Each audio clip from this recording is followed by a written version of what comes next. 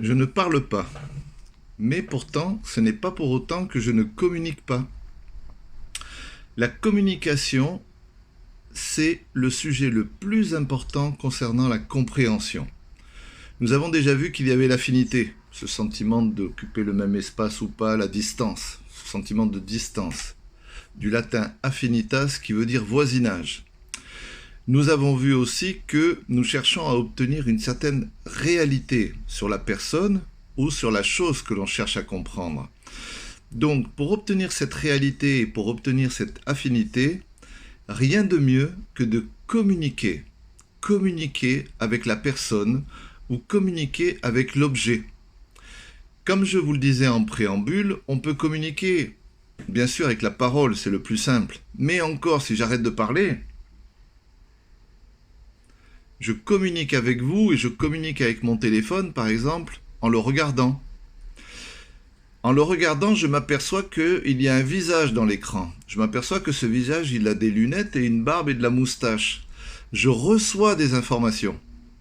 La communication, c'est ça. C'est une information, une donnée, pour parler au sens large, c'est une donnée qui se déplace d'un endroit à un autre.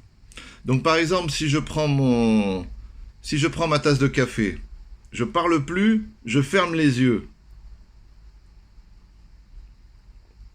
Je suis encore en communication avec. J'ai reçu plein d'informations. D'abord, j'ai eu le goût et j'ai vu, en communiquant avec elle, j'ai vu qu'il y avait du café dedans. J'ai senti aussi la texture de ce café avec mon palais. J'ai ressenti, quand j'ai attrapé cette tasse, j'ai ressenti sa température. J'ai pris des informations et pourtant, je ne regardais pas et j'avais la bouche fermée. Ça sous-entend qu'on peut communiquer avec son nez, avec ses oreilles, on peut obtenir des informations avec ses yeux, et donc ma réalité augmente en fonction de la communication que je mets avec. Donc, si je mets de la communication, j'ai une certaine réalité qui arrive, et une certaine affinité qui se crée. Si je mets pas de communication du tout, je n'ai aucune réalité, et je n'ai aucune affinité qui peut se créer. À l'inverse, si je mets un peu d'affinité avec quelqu'un, tout de suite, je vais ressentir le besoin de lui parler, de me mettre en communication avec. Ma réalité, en communiquant, la réalité que j'ai de cette personne va augmenter.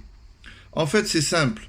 La compréhension, ce sont 3 éléments qui constituent la compréhension. 1. La communication, et ça c'est le sommet le plus important et le plus important de tous. 2. Cette communication nous permet d'avoir une réalité sur le sujet. 3. Nous permet d'avoir de l'affinité. Affinité, réalité et communication font une seule et même chose, la compréhension. Voilà, j'espère que ces données vont vous servir. Vous savez que ce sont des données tirées des écrits de Monsieur Hubbard, toutes ces mini-vidéos. Mettez en place la communication, communiquez, communiquez, communiquez, communiquez. Vous savez maintenant que c'est une des clés magiques de la vie. C'est un ingrédient magique de la vie. Communiquez avec vos oreilles, avec votre nez, communiquez avec la parole, communiquez avec les yeux. Soyez là en train de communiquer avec votre environnement. Et bizarrement, la réalité avec votre environnement va se faire et l'affinité avec votre environnement va se faire.